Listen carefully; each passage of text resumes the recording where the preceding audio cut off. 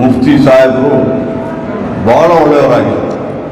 ಬಹುಶಃ ಇಷ್ಟೊಂದು ತಿಕ್ಲಿ ಪಾಪ್ಯುಲೇಟೆಡ್ ಇರೋ ಏರಿಯಾದಲ್ಲಿ ನಾವೇನಾದರೂ ಒಳಗಡೆ ಅರಬಿ ಕಾಲೇಜ್ ಒಳಗಡೆ ಬಂದರೆ ಇಲ್ಲಿ ವಾತಾವರಣ ತುಂಬ ಶಾಂತಿಯ ವಾತಾವರಣ ಆಗಿತ್ತು, ಒಳ್ಳೆ ಚೆನ್ನಾಗಿತ್ತು. ಬಹುಶಃ ಇಂಥ ಒಂದು ಇದನ್ನು ಇವತ್ತು ಅರಬಿ ಕಾಲೇಜವರು ಕಟ್ಟಿದ್ದಾರೆ. ಬಹುಶಃ ನಾನಿಲ್ಲಿ ಶಾಸಕನಾಗಿ ಬಂದಾಗ ನಮ್ಮ ಟ್ಯಾನರಿ ರೋಡಿಗಾಗಿ ಗೌರಿ ಗಣೇಶ ಹಬ್ಬದ ಪೊಸಿಷನ್ ಹೋಗ್ಬೇಕಾದ್ರೆ ಅದು ದೊಡ್ಡ ಪೊಲೀಸ್ ಇಟ್ಕೊಂಡು ಎಲ್ಲ ಮಾಡ್ಕೊಂಡು ಹೋಗ್ತಾರೆ. ಅದರಲ್ಲಿ ಕೆಲವರೊಂದು ಭೀತಿಯನ್ನು ಹುಟ್ಟಿಸ್ತಾ ಇದ್ರು. ಆದರೆ ಈ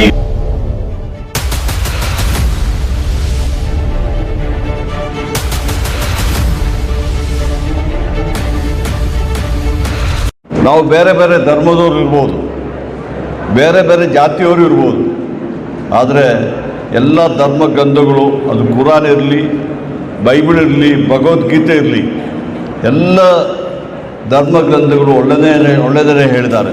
ಜನರಿಗೆ ಸಹಾಯ ಮಾಡಿ, ಕಷ್ಟದಲ್ಲಿರೋರಿಗೆ ಸಹಾಯ ಮಾಡಿ ಎಂಬುದಾಗಿ ಹೇಳಿದ್ದಾರೆ. ಸಲಾಮ್ ಆಲಿಕುಂ. ಕ್ಷಮಿಸಬೇಕು, ಉರ್ದುದಲ್ಲಿ ಭಾಷಣ ಮಾಡಲಿಕ್ಕೆ ಬರೋದಿಲ್ಲ, ಕನ್ನಡದಲ್ಲಿ ಮಾತಾಡ್ತೀನಿ. ಬಹುಶಃ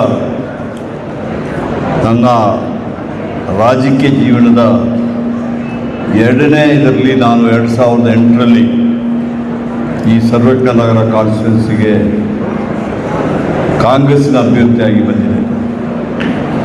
ಆ ಸಂದರ್ಭದಲ್ಲಿ ನಮ್ಮ ಅಶ್ರತ್ ಅವರು, ಹಜರತ್ ಮುಫ್ತಿ ಅಶ್ರಫ್ ಆಲಿ ಅವರು ಇಲ್ಲಿಯ ಅರಬಿಕ್ ಕಾಲೇಜಿನ ಗುರುಗಳಾಗಿದ್ದರು. ನಾನು ಬಂದು ಅವರ ಹತ್ರ ಆಶೀರ್ವಾದವನ್ನು ಪಡ್ಕೊಂಡಿದ್ದೆ. ನಾನು ಹೊಸದಾಗಿ ಈ ಕ್ಷೇತ್ರಕ್ಕೆ ಕ್ಯಾಂಡಿಡೇಟ್ ಆಗಿ ಬಂದಿದ್ದೀನಿ.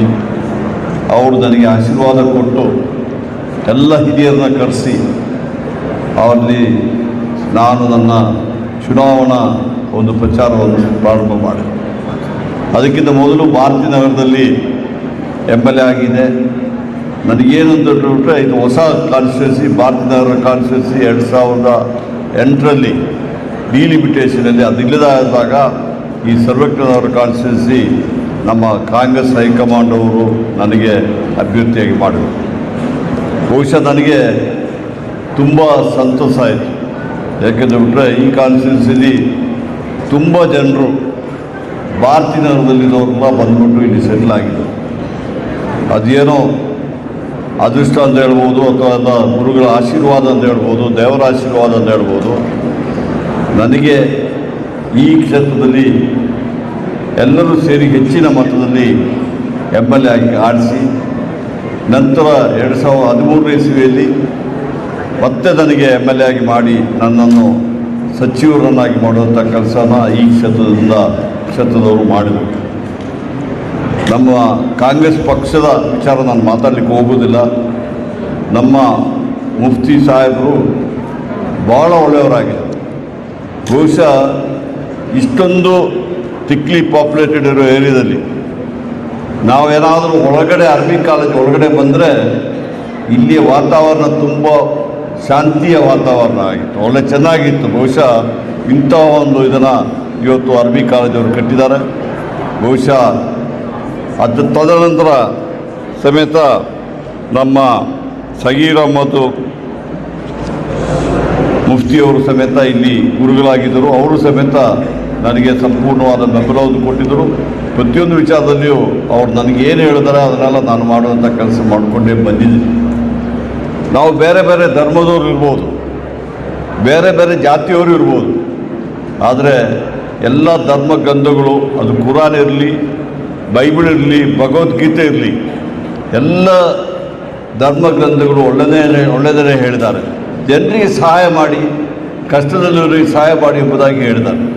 ಬಹುಶಃ ಇತ್ತೀಚೆಗೆ ನಾನು ಕ್ರೈಸ್ತರಾದರೂ ಸಮೇತ ಕುರಾನಲ್ಲಿ ಮದರ್ ಮೇರಿಯ ಬೈಬಲಿಗಿಂತ ಹೆಚ್ಚಾಗಿ ಮದರ್ ಮೇರಿಯ ವಿಚಾರ ಹೇಳಿದ್ದು ಕುರಾನಲ್ಲಿ ಹೇಳಿದ್ದಾರೆ.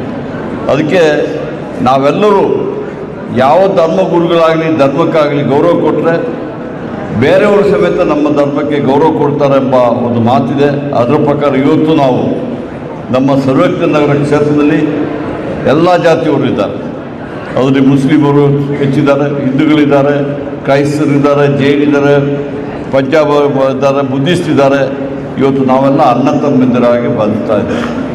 ಬಹುಶಃ ನಾನಿಲ್ಲಿ ಶಾಸಕನಾಗಿ ಬಂದಾಗ ನಮ್ಮ ಟ್ಯಾನರಿ ರೋಡಿಗಾಗಿ ಗೌರಿ ಗಣೇಶ ಹಬ್ಬದ ಪೊಸಿಷನ್ ಹೋಗ್ಬೇಕಾದ್ರೆ ಅದು ದೊಡ್ಡ ಪೊಲೀಸ್ ಇಟ್ಕೊಂಡು ಎಲ್ಲ ಮಾಡ್ಕೊಂಡು ಹೋಗ್ತಾ ಇದ್ರು.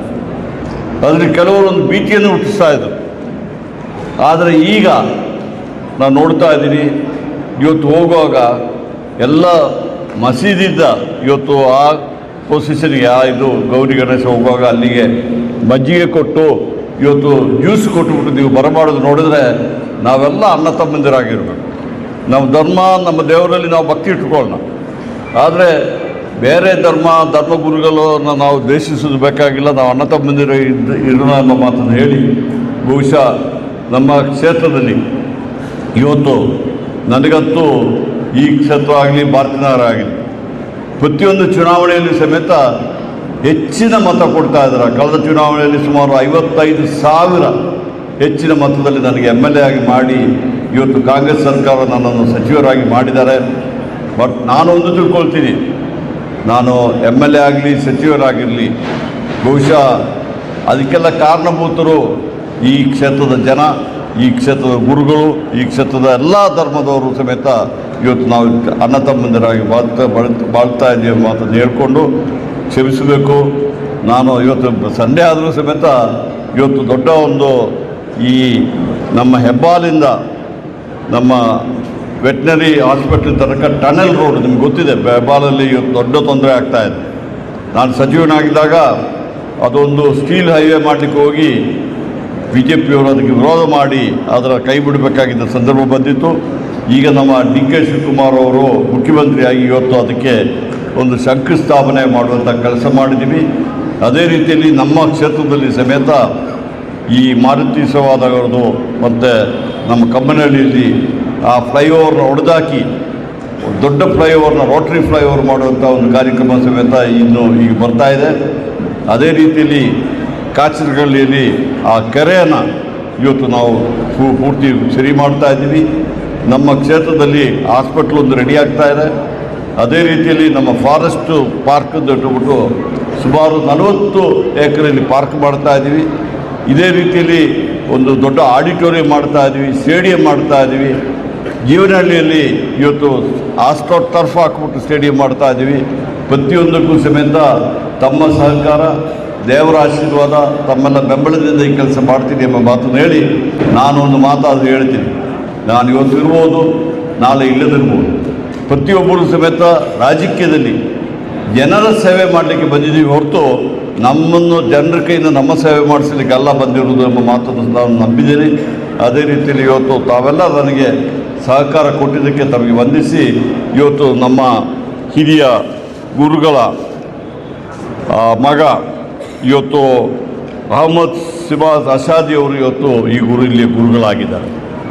ಈ ಒಂದು ಅರಬಿ ಕಾಲೇಜು ಇಡೀ ಭಾರತ ದೇಶಕ್ಕೆ ಮಾತ್ರ ಅಲ್ಲ, ಇಲ್ಲಿ ಇಡೀ ಪ್ರಪಂಚಕ್ಕೆ ಮೌಲವಿಗಳಿಗೆ ಟ್ರೈನ್ ಮಾಡಿ ಕಳಿಸುವಂಥ ಒಳ್ಳೆಯ ಕೆಲಸವನ್ನು ಮಾಡ್ತಾ ಇದ್ದಾರೆ. ಬಹುಶಃ ಇಲ್ಲಿ ಸಮೇತ ನಿಮ್ಮ ಫ್ಯಾಮಿಲಿ ಕೋರ್ಟ್ ಸಮೇತ ಇಲ್ಲಿ ನಡೀತದೆ. ಎಲ್ಲ ಏನೇ ಇದ್ದರೂ ಸಮೇತ ಇಲ್ಲಿ ನಮ್ಮ ಮುಫ್ತಿಯವರು ಅದಕ್ಕೆ ಒಂದು ತೀರ್ಮಾನ ಕೊಡ್ತಾರೆ. ಈ ರೀತಿಯ ಒಳ್ಳೆಯ ಕೆಲಸಗಳು ನಮ್ಮ ಕ್ಷೇತ್ರದಲ್ಲಿ ನಡೀತಾ ಇದೆ ಎಂಬ ಮಾತನ್ನು ಹೇಳಿ, ನಮ್ಮ ಸಿದ್ದರಾಮಯ್ಯಜಿಯವರು ಸಮೇತ ಮುಖ್ಯಮಂತ್ರಿ ಆಗಿದ್ದಾಗ ಸಂಪೂರ್ಣವಾಗಿ ಎಲ್ಲ ಬೆಂಬಲವನ್ನು ಅಲ್ಪಸಂಖ್ಯಾತರಿಗೆ ಸಮೇತ ಹೆಚ್ಚಿಕೊಟ್ಟಿದ್ದಾರೆ.